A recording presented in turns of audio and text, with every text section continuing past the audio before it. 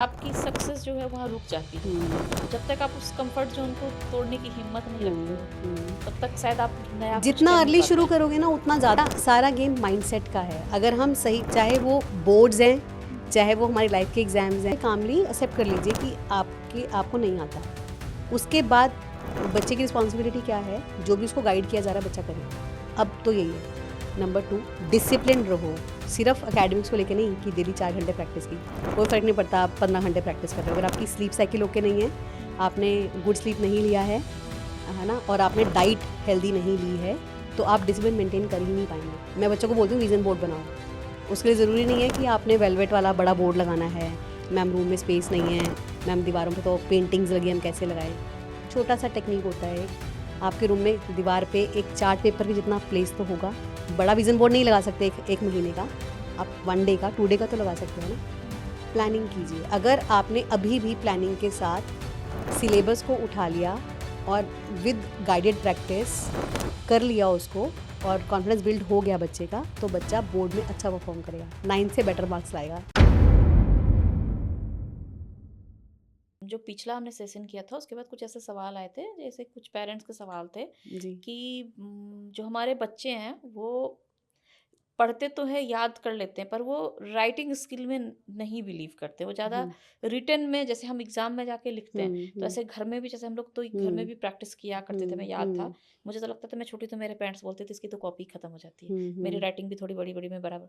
तो वो बच्चे, मतलब आजकल के जो बच्चे हैं, हो सकता है ऐसे कई बच्चों के अंदर ये हुँ, प्रॉब्लम, वो हुँ, रिटन प्रैक्टिस नहीं करना चाह रहे हैं, क्योंकि उनके पास हुँ, बहुत सारे रिसोर्सेज़ हैं, यूट्यूब है, ये टेब है, उनको सेव करने की ज़रूरत नहीं, सब कुछ ऑटोमेटिक सेव हुँ, रहता है। हुँ, कुछ भी हुँ, उन्होंने क्वेश्चन आया, हमारे पास तो उस समय ऑप्शन नहीं थे ना, हम तो लिख के ही सेव करते थे। जी।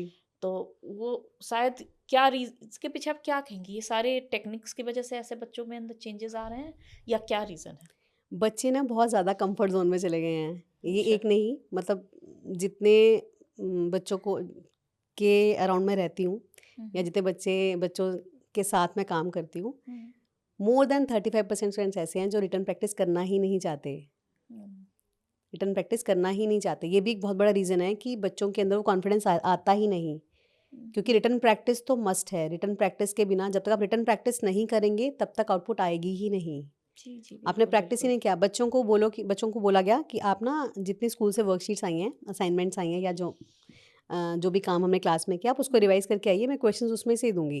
हुँ, हुँ। ठीक है? मान लीजिए मैंने 5 बच्चों को इंस्ट्रक्शन दिया, तो 5 में से 2 ही होंगे जो लिख के करके आएँगे। बाकी के 3 वो सिर्फ़ रीड आउट पढ़ करके लेंगे। आएँगे और पढ़ेंगे भी कैसे? नो एक्टिव रीडिंग नहीं, they do passive reading. Passive reading कैसे? एक्टिव रीडिंग में होता है कि आपने क्वेश्चन को पढ़ा, क्वेश्चन को एनालाइज़ किया कि हमने कैसे सॉल्व किया है। और पैसिव रीडिंग में क्या होता है? आपने जस्ट एक बुक की तरह, मैगज़ीन की तरह उसको पढ़ लिया।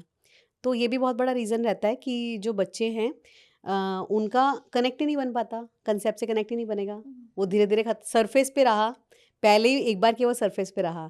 जब रिवीजन के लिए बोला गया, जब वो अच्छे से एक्टिवली रिवाइज़ हो सकता था तब वो नहीं किया।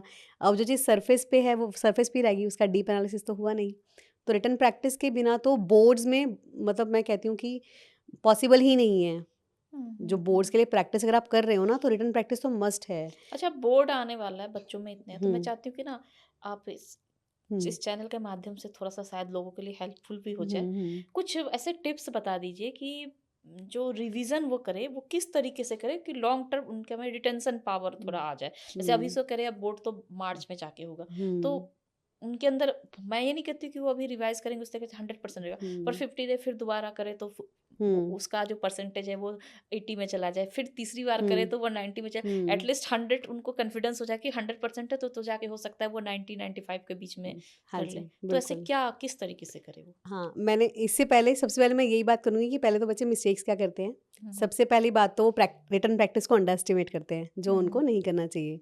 तो हुँ, जो भी व्यूअर्स हमें देख रहे हैं या जो बच्चे बोर्ड्स के लिए प्रिपेयर कर रहे हैं हुँ, या जो बोर्ड देने जा रहे हैं उनके पेरेंट्स हैं, हुँ, सबसे पहली मिस्टेक तो चेक कीजिए कि क्या बच्चा इनफ रिटन प्रैक्टिस कर रहा है। अगर हुँ, वो रिटन प्रैक्टिस से भाग रहा है, रिटन प्रैक्टिस नहीं कर रहा है, हुँ, तो समहाउ हुँ, हुँ, कन्विंस कीजिए कि रिटन प्रैक्टिस करो। डाँट के नहीं होगा, ये तो हुँ। लिखवा लीजिए कि डाँट के नहीं होगा बिल्कुल, क्योंकि वो बिल्कुल। स्टेज में ही नहीं है, डाँट हुँ, काम हुँ। करेगी ही नहीं उनके ऊपर। बिल्कुल, बिल्कुल। उनको आप कांसेप्ट समझाइए कि क्यों कहा जा रहा हुँ, है हुँ, ना? ये स्कैफोल्डिंग का कांसेप्ट है जो आप बच्चे को बताइए कि शुरू कैसे किया हुँ, और it's rarely too late to start again, it's really too late to improve yourself, है ना। आप कहीं से भी इम्प्रूवमेंट करना शुरू कर सकते हैं, आज भी कर सकते हैं। बिल्कुल बिल्कुल। It's 8th of December just, है ना। अभी बोर्ड्स जो हैं वो फरवरी मिड में स्टार्ट होंगे। स्टिल वी बिल्कुल हैव, है ना, still we have time, still we have 2 months। बिल्कुल अगर बच्चा आज भी शुरू करे तब भी वो बोर्ड में बहुत अच्छा स्कोर कर सकता है। अपनी जो मिस्टेक्स हैं, पहली मिस्टेक तो यही कि रिटन प्रैक्टिस जो आप नहीं कर रहे हैं उसको आप कीजिए। नंबर 2, अगर आपको लगता है कि आपको सिलेबस बिल्कुल भी नहीं आता, सिलेबस की चंकिंग कीजिए। ये भी एक टेक्निक होता है एनएलपी में ही आप चंक्स में डिवाइड कीजिए, स्कैप फोल्डिंग में भी होता है। आप पार्ट्स में डिवाइड कीजिए।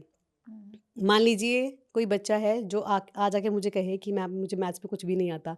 लास्ट सेशन हुआ ऐसा, एक बच्चा नवंबर एंड में आया, पेरेंट्स आए कि मैम इसको कुछ भी नहीं आता। जहाँ भी वो पढ़ रहा होगा, एकेडमी जाता होगा या जहाँ से भी पढ़ रहा होगा, नो क्वेश्चन सोल्ड। कोई क्वेश्चन बच्चे ने असाइनमेंट बुकलेट में किया ही नहीं हुआ। इतने अच्छे क्वेश्चन असाइनमेंट्स में लेवल वाइज क्वेश्चन अरेंज किए हुए, ईजी टू हॉट्स, क्योंकि कोचिंग्स भी आजकल उनका जो कंटेंट है वो एक से बढ़ के एक है। किसी भी कोचिंग का कंटेंट उठा लीजिए, बहुत ही अच्छा है।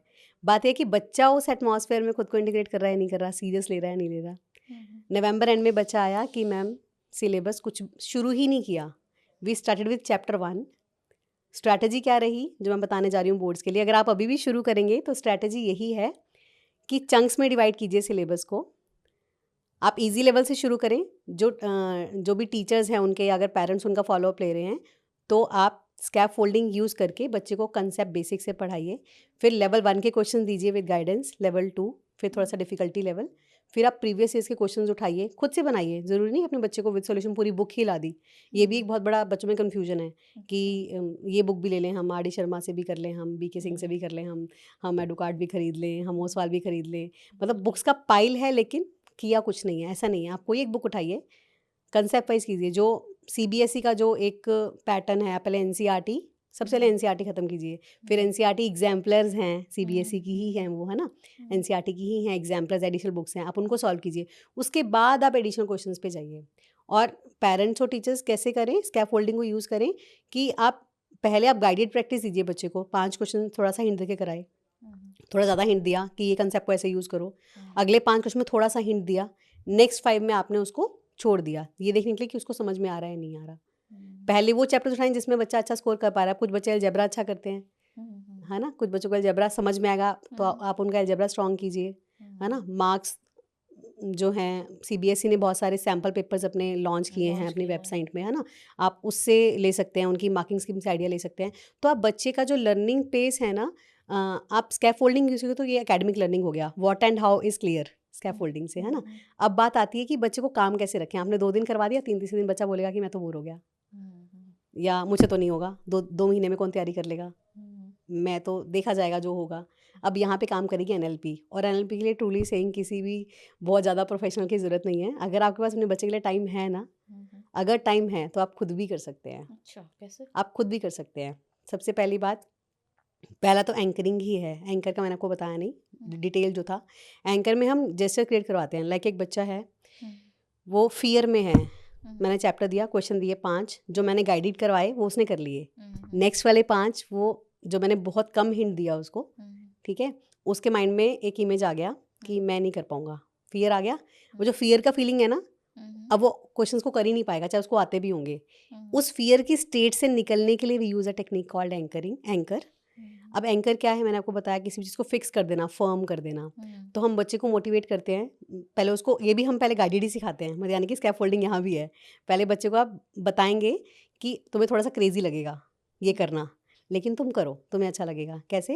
वही चीज़ पहले आप डीप ब्रीदिंग के लिए बोलेंगे बच्चे को, फिर बोलेंगे कि आप कोई भी आइज क्लोज करके कोई भी ऐसी मूवमेंट को सोचिए जब आपको विन विन सिचुएशन होता है ना, सबके लाइफ में एक विन विन सिचुएशन, जहाँ पे मुझे सक्सेस मिला, कहीं तो मिला होगा। बिल्कुल। चाहे मैं गली में खेल रहा हूँ, मैं कभी तो जीता हूँगा, है ना, चाहे मेरे भाई से लड़ाई में कभी तो जीता हूँगा। वो जो विन विन सिचुएशन है ना, वो सोचो कि तुम्हें कैसा फील हुआ उस टाइम, वहाँ पे कैसा म्यूजिक चल रहा था, या किसकी साउंड सुन रही थी, चिड़िया के चहचहाने की सुन रही हो, क्या पता किसी घर में लाउड म्यूजिक चल रहा हो उस टाइम पे, मिक्सी की आवाज़ चल रही हो उस टाइम पे, कुछ ऐसा हुआ हो, टीवी में कुछ ऐसा चल रहा हो जिस टाइम पे उसने ये फील किया हो। तो उसको आइज क्लोज करा के हम उसको विन विन सिचुएशन को फील करवाते हैं। अब उसको बोलते हैं कि जब जब तुम्हें वो फियर आएगा ना, तुम्हें इस सिचुएशन को फील करना है, डीप ब्रीथ करना है और एक गेस्चर क्रिएट करो। जैसे हम बच्चों को बोलते हैं कि अपनी जो इंडेक्स फिंगर होती है और जो थंब होता है उसको स्क्वीज़ करो। तो जैसे ही आपको लगे कि आप फियर स्टेज में जा रहे हो ना, आप इसको एक्टिवेट कर लेंगे कि एक बटन की तरह काम करता है। अब बच्चे को नहीं पता मुझे बच्चा फियर से परेशान क्यों होता है, क्योंकि उसको नहीं पता कि जब उसको डर लग रहा है उसे क्या करना है। पेरेंट्स को नहीं बताएगा कि उसको लग रहा है कि मुझे जज किया मतलब डर होता है, नहीं बताते बच्चे, पता ही नहीं उनको कि बताना भी है। तो उनको ये स्विच दे दिया जाता है कि जब भी तुम्हें ये फील आए ना कि तुम नहीं कर पाओगे, जस्ट मेड दिस गेस्चर, ये एक बटन की तरह काम करेगा। It's a pull, it's a stretch on index finger and thumb. It works like a switch कि वो विन विन सिचुएशन को फील करो करके और बोलो कि मैं उस सिचुएशन से बाहर आ गया। फिर उसको ओवरकम करो, फिर वापस स्कैफोल्डिंग पे आओ कि ये 5 क्वेश्चन आपको करने ही करने हैं। बट प्रॉब्लम पता क्या है मैम, प्रॉब्लम ये है कि पेशेंस चाहिए इसके लिए, पेशेंस चाहिए और टाइम चाहिए। यहाँ पे फिर ज़रूरत पड़ती है कि you need a mentor like that जो इतने पेशेंस से काम करे, या you need a specific educator for this, या यू नीड समवन जो रिसोर्स पर्सन कोई ऐसा हो जो बच्चे को टाइम दे। क्योंकि अगर पेरेंट ही टाइम दे देंगे फिर तो कोई बात ही नहीं है।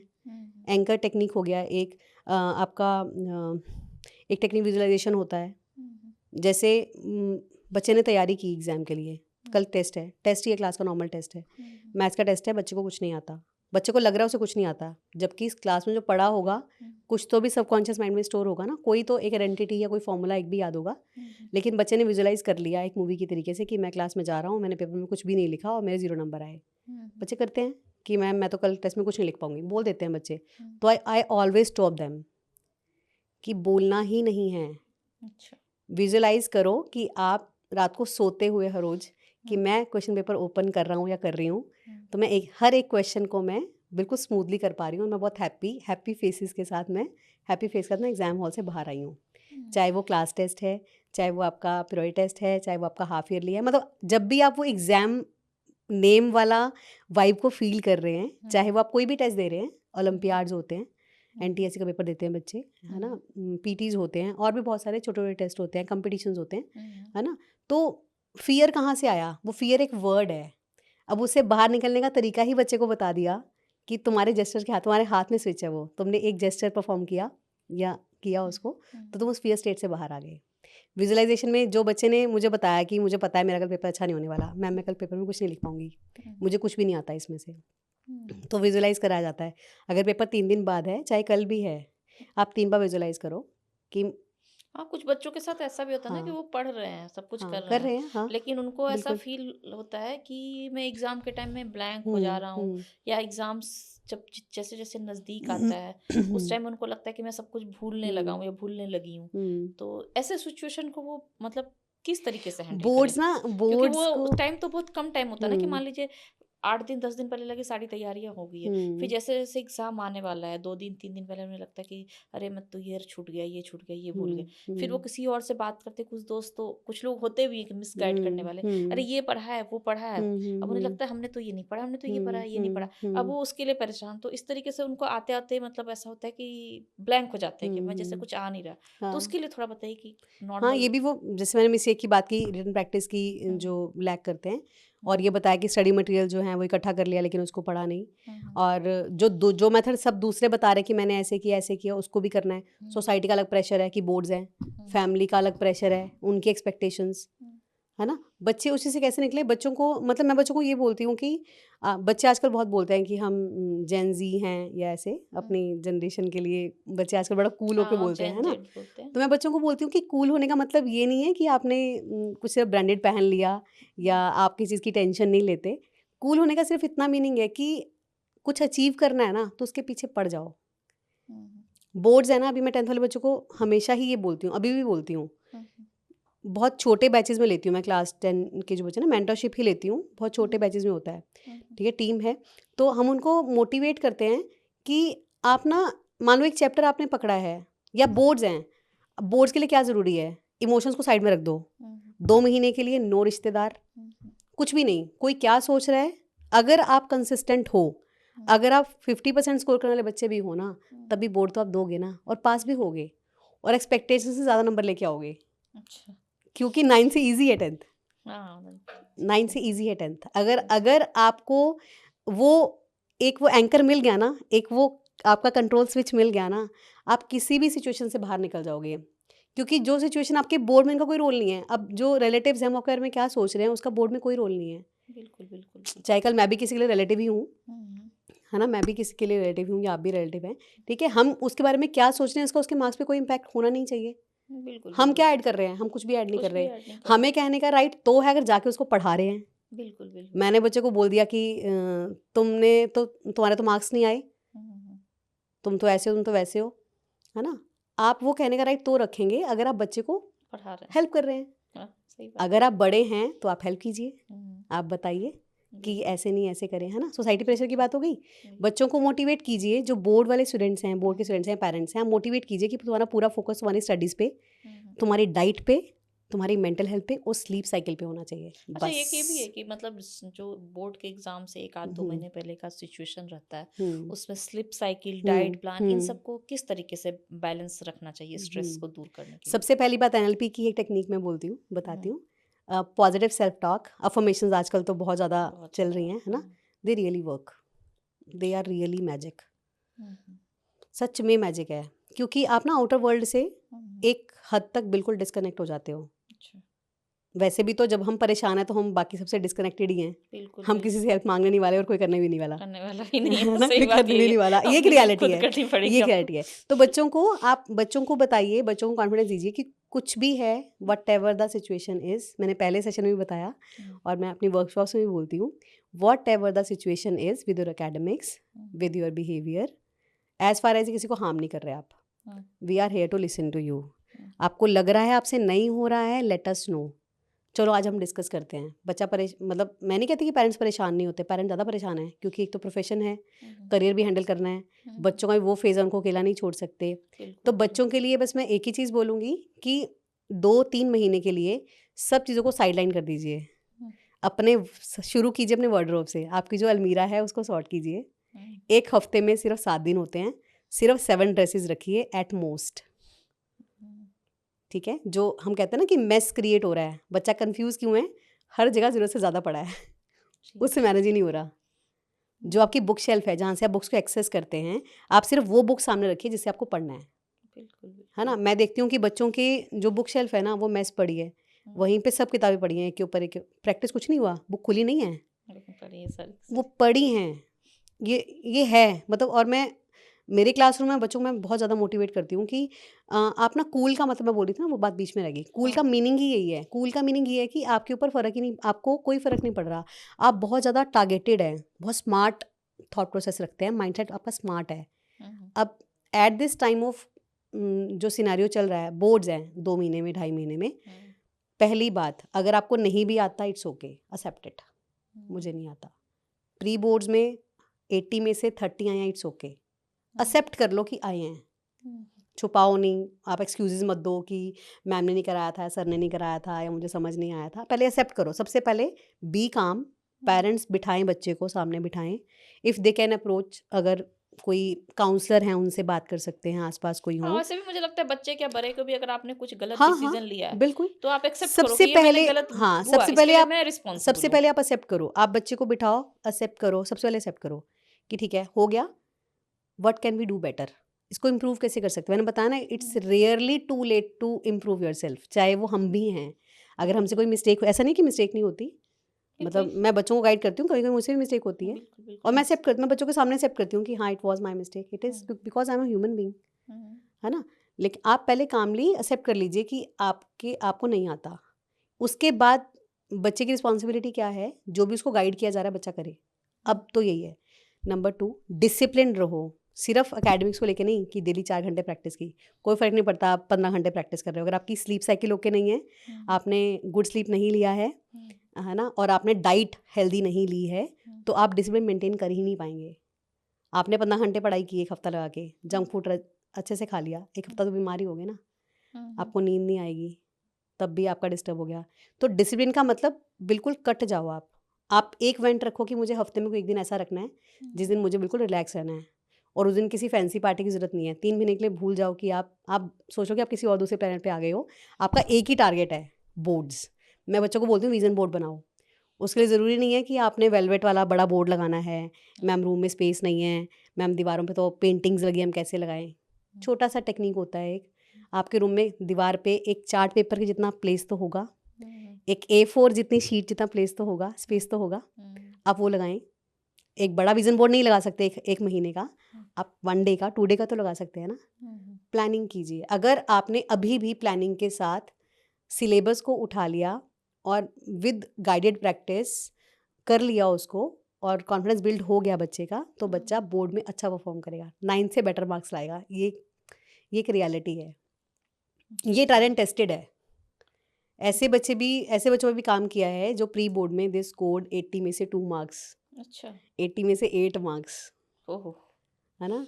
They scored well in boards, और वो काफी अच्छा परफॉर्म 75 किया। 78 मैथ्स में, साइंस में। तो बहुत ही मतलब लेकिन फिर कंडीशन ये है कि अगर बच्चे को बोला गया ना कि सुबह 5:30 हम मिलेंगे, he will log in, deny नहीं करेगा कि मैं 5:30 उठूंगा नहीं, चाहे पीक विंटर होता है जनवरी में। बिल्कुल अगर लॉग इन करना है तो लॉग इन करना है। मैं अभी भी बच्चों को जिन बच्चों को मैं टीच करती हूँ, जो मेरे पास आते हैं, मैं उनको कंफर्ट जोन से बाहर रखती हूँ हफ्ते में 1 दिन। इधर they will study late night with me, log in रहेंगे। मुझे अगर लगता है वो सफलता के लिए जब आप एक कंफर्ट जोन में चले जाते हैं, हाँ, चाहे बच्चे हो चाहे बड़े हो, ज़रूरी कि है। आपकी सक्सेस जो है वहाँ रुक जाती है। जब तक आप उस कंफर्ट जोन को तोड़ने की हिम्मत नहीं रखते हो, तब तक शायद आप नया कुछ जितना कर नहीं अर्ली पाते शुरू हैं। करोगे ना उतना ज़्यादा अच्छा होता है। जैसे क्लास 7th 8th के स्टूडेंट्स आते हैं, तो मैं वही चीज़ें जैसे जो इंटेंसिटी से क्लास 10 पे अप्लाई किया ना, उससे 1/4 इंटेंसिटी में उन पे अप्लाई करती हूँ, ताकि कल को जब वो इस फेज़ में आए ना, अगर वो मेरे ही टच में रहते हैं मान लो, या मैं यहीं रहती हूँ या जैसे भी, तो या कहीं पे भी जाएँ, लाइफ में हर जगह उनको काम ही आने वाला है। बच्चा बोल रहा है कि मैं 1.5 घंटे ज़्यादा नहीं बैठूंगा, और आज तो मैं पढ़ाऊंगी ही इस शर्त पे जब तुम 4 घंटे बैठोगे। जब तक आप मुझे क्वेश्चंस करके नहीं दोगे ना, आप यहाँ से हिलोगे ही नहीं। अगर कोई रीज़न है, पेरेंट ने बोल दिया कि बच्चे को घर पे होना ज़रूरी है, तो बच्चा लॉगिन करेगा, मेरे सामने रहेगा, लेकिन 4 घंटे 6 घंटे भी 8 घंटे भी, मतलब मेंटरशिप में यही होता है। अंत में जाते जाते एक सिंपल सेंटेंस में, क्योंकि सिर्फ बच्चे ही नहीं, हर कोई इससे जूझ रहा है, जो ये स्ट्रेस वर्ड है, डिप्रेशन है, पता नहीं हम लोग अपने ज़माने में ऐसे वर्ड्स बहुत कम यूज़ किया करते, पर ये आज बहुत कॉमन हो गया कि स्ट्रेस है, डिप्रेशन है, तो बहुत से लोग अब इसमें बहुत बड़े तो मतलब कई सारे नार्कोटिक्स वगैरह उन चीज़ों को, ड्रग्स वगैरह यूज करने लगे हैं। तो आप इसको कैसे देखती हैं, स्ट्रेस और डिप्रेशन से कैसे बचा जा सकता है? कुछ एक्टिविटी से, कुछ मतलब नॉर्मल जो हमारे इंडियन कल्चर में है उन चीज़ों को एडॉप्ट करके। जो इंडियन कल्चर है, इसमें चाहे मेल हैं चाहे फीमेल हैं, मैं अनबाइज्ड हूँ, मैं बिल्कुल जेंडर सेंसिटाइज बात करती हूँ, नहीं बिल्कुल। वर्कशॉप्स में भी और हर जगह जहाँ मैं होती हूँ। अगर आपको लग रहा है आप स्ट्रेस में हैं, पहले चेक कीजिए कि आप कहाँ स्टक हैं। मैंने बोला ना, मैंने भी क्या बोला कि आपका जो मेसीनेस है ना, वो उन चीज़ों से शुरू होगा जो आप हर रोज़ देखते हैं, जहाँ से आप रिट्रीव करते हैं। तो सबसे पहले तो मैं मतलब सबको लगेगा कि शायद थोड़ा सा क्रेजी है, अपना वार्डरोब चेक कीजिए कि क्या वो मैसी तो नहीं है। Messy in not the sense कि वो फैंसी तरीके से लगा नहीं है, क्या जितना आपको चाहिए आपने उतना रखा है। क्योंकि वो, जैसे मैंने क्यों रिलेट किया, कपड़े हम हर रोज़ बदलते हैं, बिल्कुल थॉट्स हम हर मिनट बदलते हैं। जी जी ठीक है, थॉट हम हर मिनट बदलते हैं। हमारा जो कॉग्निटिव है ना, सुना भी होगा आजकल बहुत ज़्यादा बात हो रही है CBT के बारे में, कॉग्निटिव बिहेवियर थेरेपी होता है। हमारा जो डिस्टॉर्टेड थॉट प्रोसेस है ना, जो हमें स्ट्रेस की तरफ लेके जाता है, क्योंकि हमने वो एंकर जनरेट ही नहीं किया। मुझे जिस टाइम पे मुझे वो फीलिंग आ रही है ना, मुझे उससे बाहर कैसे निकलना है, हमें सोच ही नहीं पाते। क्योंकि हम एक और फैंसी वर्ड आजकल चल रहा है, प्रोक्रेस्टिनेशन, सुना होगा आपने। जब हम पैसिवली बैठे रहते हैं, थॉट में डूबे रहते हैं, सोचते हैं लेकिन करते नहीं हैं, है ना। स्ट्रेस से निकलने का एक ही सबसे बड़ा तरीका है, अपने आप को सॉर्ट कीजिए। 1 हफ्ते के लिए बिल्कुल सिंपल बन के देखिए कि क्या वो चीज़ें आपको सुकून दे रही हैं। स्ट्रेस कैसे जाएगा, आपको इंटरनल पीस होगा ना जब मिलेगा, तभी आपको होगा। कभी कभी हमारे जो जैसे कपड़े, मान लो मेरे वार्डरोब में सिर्फ 7 कपड़े रखने की जगह है, ठीक है, मैं 7 साड़ी रख सकती हूँ, उसमें 15 पड़ी हैं, तो एक के पीछे दब जाएगी, जगह नहीं है ना। सेम हमारे थॉट्स के साथ भी होता है, एक के ऊपर एक जमा कर दिया। सॉर्ट कीजिए पहले कि किन लोगों से रिलेटेड बात को आपको माइंड में रखना है। क्या ये हमारे रिसोर्स को, हम खुद के लिए रिसोर्स हैं, क्या मैं अपने रिसोर्स को यूज़ कर रही हूँ, क्या मैं प्रोडक्टिव हूँ। अगर वो थॉट्स मेरी प्रोडक्टिविटी पे इफेक्ट कर रहे हैं, तो उनका कोई सेंस ही नहीं है, जनरेटा एंकर, कि आपको सिचुएशन से बाहर कैसे आना है ना।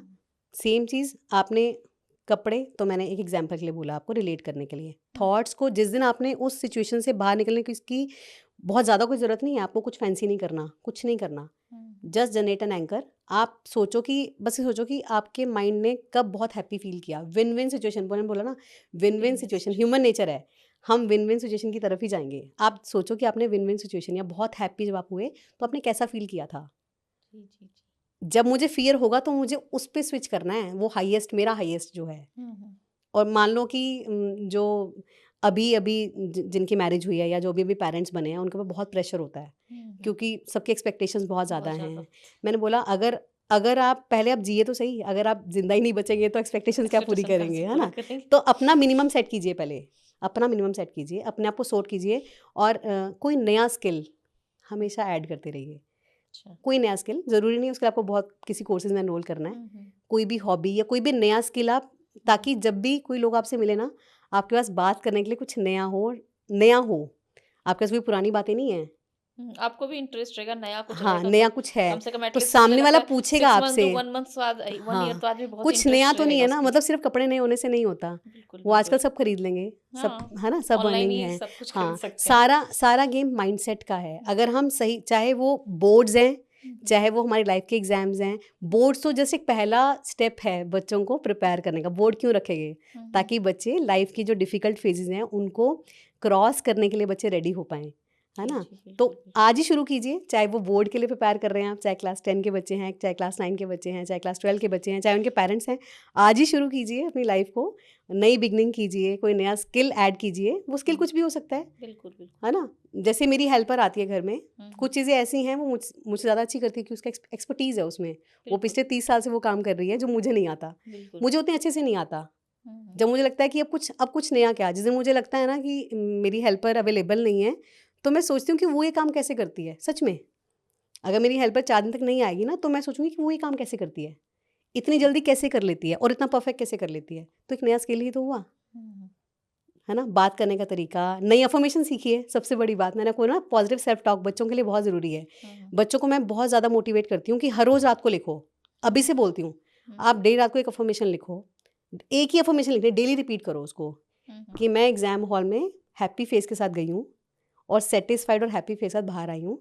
मैं जैसे ही मैंने अपना पेपर स्टार्ट किया, मैंने क्वेश्चन को रीड किया और मैं आंसर कर पा रही हूँ। आप एक मूवी बनाइए, होता ना, आप सोचते रहते हो कि मेरा बुरा हो गया, उसने ये कर दिया, उसने वो कर दिया, हम 3-3 घंटे सोच रहते बैठे। एक, मान लीजिए 2 लोग आपस में बैठे बात कर रहे हैं ना, ऐसी बात शुरू होगी, 2 घंटे यही चलता रहेगा कि उसने ये बोला था। गॉसिप होता है, गॉसिप कह लीजिए, स्ट्रेस कह लीजिए, वो आपका डिस्टॉर्टेड थॉट प्रोसेस कह लीजिए। मैं तो यही बोलूँगी, क्योंकि अगर वो अंदर दबा है तो बाहर निकलेगा, कोई सुनने वाला नहीं होगा। लेकिन आप कितनों को सुनाएंगे, आप किसको बताएंगे, है ना। आप बताइए वहाँ जहाँ पे वो प्रोडक्टिविटी बाहर आ पाए ना। आप अपने लिए एक बहुत बड़ा रिसोर्स हैं। बिल्कुल तो बिल्कुल। नई शुरुआत कीजिए, आपका जो डिस्टॉर्टेड थॉट प्रोसेस है, एक एंकर जनरेट कीजिए, एक स्विच अपने हाथ में रखिए कि आप उस स्टेट से, आपको किस स्टेट में जाना है, आपको पता होना चाहिए किस स्टेट में जाना है। मैंने बस ले ली, मुझे पता ही नहीं मुझे उतरना कहाँ है, मैं थोड़ा ना बस में बैठी रहूँगी। हम बस में ही चल रहे हैं, ये जो अंदर चल रहा है, हम बस में ही घूम रहे हैं, डेस्टिनेशन ही नहीं है। ये जो क्लिक है, एक क्लिक से बाहर आ जाइए, आपको क्या फील करना है, बाहर आइए। तो क्लास 10 और 12 वाले स्टूडेंट्स के लिए, बोर्ड वालों के लिए यही मैसेज है मेरी तरफ से। अगर अभी भी नहीं हुआ है, start it, it's never too late to improve. और रिवीजन के लिए आप 7, 14, 21 टेक्निक ले सकते हैं। आज लर्न किया तो 7 डेज़ में एक रिवीजन लीजिए डिटेल, फिर 14 डेज़ में, फिर 21 डेज़ में। और छोटा सा विज़न बोर्ड बनाइए। आपका एक विज़न होना चाहिए कि आज मैंने ये कैसे, जैसे एग्जांपल देती हूँ मैं, 9th की केमिस्ट्री की बुक में एक टेबल है, 3.6 टेबल। वो टेबल क्लास 10 तक भी काम आता है ना। आपको पता है कि वो आपके लिए प्रोडक्टिव है, होगा ना। जो चीज़ मुझे प्रोडक्टिव है मेरे लिए, मुझे उसको याद रखना चाहिए।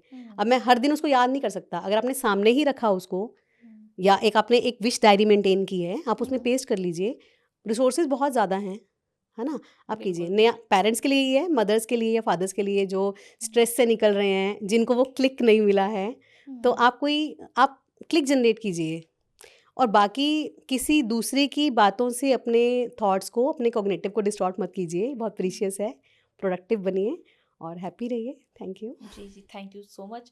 आपका बहुत-बहुत धन्यवाद। आपने काफ़ी अच्छी जानकारी दी कि बच्चों के लिए कभी भी लेट नहीं हुआ है, अभी भी स्टार्ट करें। 7, 14, 21 का जो रिवीजन चार्ट है, विज़न को आप अपना बनाइए, गोल फिक्स रखिए। तो ये जानकारी मुझे लगता है कहीं न कहीं बोर्ड की तैयारी कर रहे बच्चों के लिए काफ़ी उपयोगी रहेगी। आपका हमारे शो में आने के लिए बहुत-बहुत शुक्रिया, बहुत-बहुत धन्यवाद। Thank you. और लास्ट उसमें कुछ क्वेरी भी थी कि हम आपसे कांटेक्ट करना चाहते हैं तो हम कैसे करते हैं? तो मैं अपनी ईमेल आईडी को पिन कर देती हूँ, जी, बिल्कुल, जिससे बिल्कुल। आप अगर कांटेक्ट करना चाहें तो बच्चे की डिटेल या जो भी प्रॉब्लम बच्चा फेस कर रहा है, आप वो ईमेल कर सकते हैं, तो टीम आपसे कांटेक्ट करेगी। Thank you.